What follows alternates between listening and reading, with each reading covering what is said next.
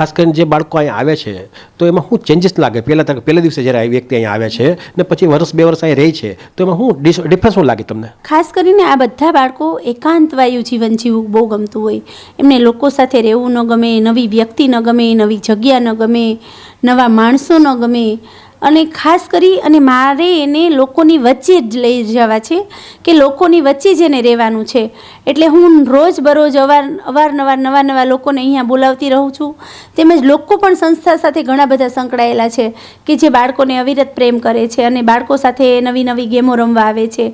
અને બાળકોને ખાસ કરી અને અહીંયા જે લોકો જે માન સન્માન પ્રેમ આપે છે એટલે બાળકોને પણ હવે ઘરે રહેવું નથી ગમતું અને અહીંયા રહેવું વધારે ગમે છે. અને જ્યારે સંસ્થામાં એડમિશન લીધું હોય અને 5 વર્ષનું બાળક હોય, અત્યારે 4 બાળકો હમણાં નવા એડમિશન માટે આવ્યા છે, તો એ ઘરમાં એકાંતમાં રહે છે. તો પહેલાં તો એને હું જગ્યામાં બેસાડતી પણ નથી. એ એકલા 1 મહિનો સુધી એને ગમશે એ રીતની પ્રવૃત્તિ કરવા દઈશ અને પછી હું એને મારી રીતે એને એક્ટિવિટી કરાવીશ અને એને અમે બધા ગમતી એક્ટિવિટી કરાવી અને એને અમારા બધા લોકો સાથે રાખ. ખાસ કરીને આ રીતના જે બાળકો જન્મ થાય છે તો એમાં મેડિકલની વાત કરીએ, ડૉક્ટરની વાત કરીએ, સારવારની વાત કરીએ તો એમાં એ બાબતનો કંઈ ઈલાજ નથી? એમાં એવું છે કે જો મનોદિવ્યાંગ બાળકો એવું છે કે જે માના ગર્ભમાં ક્યારેક આવું બાળક બની જતું હોય છે, ક્યારેક એને જન્મ સમયે ફોરશેપ ડિલિવરી કે XYZ કંઈ પણ કારણોસર પણ આવું બાળક થઈ જતું હોય છે. પછી જ્યારે નાનું બાળક હોય છે અને તાવ ખેંચને હિસાબે પણ બાળકમાં આવી તકલીફ થતી હોય છે. એટલે આ બાળકોનો મુખ્ય હેતુ તો ટ્રેનિંગ જ હોય છે. આ બાળકો જન્મે જ પણ દિવ્યાંગતા સાથે અને જ્યાં સુધી જો એકવાર એમાં મનોદિવ્યાંગતા આવી ગઈ તો એ ટ્રેન થઈ શકે છે, પોતાની એડિયલ એક્ટિવિટી કરી શકે છે, પરંતુ એ ક્યારેય સ્વનિર્ભર તો નથી જ રહી શકતું કે એ પોતે એકલું બહારગામ જઈ આવી શકે, એકલા પોતાની વસ્તુઓનું બધું ધ્યાન રાખી શકે.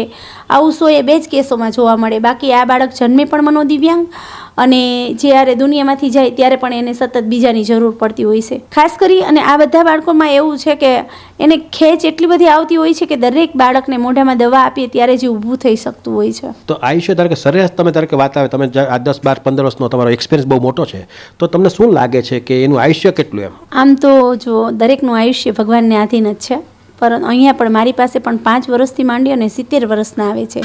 જે 70 વર્ષના જે ભાઈ બહેન છે એ એક ઘરના 3 ભાઈ બહેનો છે, એવા 3 ઘરના 9 બાળકો છે અહીંયા.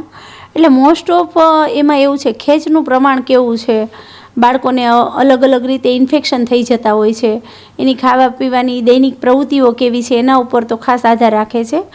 એટલે જીવનનું તો હું કંઈ બહુ ખાસ નથી કહી શકતી કે એ એટલું જ જીવશે એમ. GTPL જામનગર ન્યૂઝના પ્રાયોજક હતા royal resort Jamnagar, premium party plot and banquet hall.